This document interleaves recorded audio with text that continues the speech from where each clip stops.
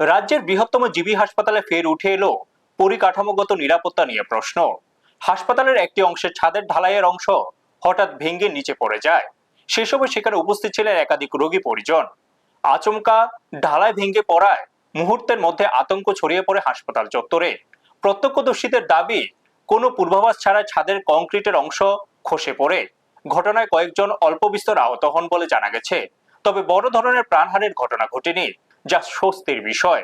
ঘটনার পর হাসপাতাল কর্তৃপক্ষ ও সংশ্লিষ্ট প্রশাসনিক আধিকারিকরা ঘটনাস্থল পরিদর্শন করেন।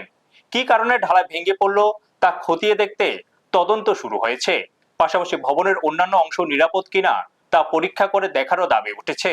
এই ঘটনায় রোগী ও তাদের পরিজনদের মধ্যে আতঙ্ক ছড়িয়ে পড়েছে। রাজ্যের অন্যতম ব্যস্ত এই হাসপাতালের পরিকাঠামো নিরাপত্তা নিশ্চিত করতে দ্রুত প্রয়োজনীয় ব্যবস্থা নেওয়ার দাবি জানিয়েছেন সাধারণ মানুষ।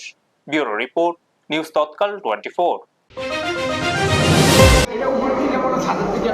কি এর এটা? এটা ঢালাই কাজ করতেছে, কাজ করতেছে।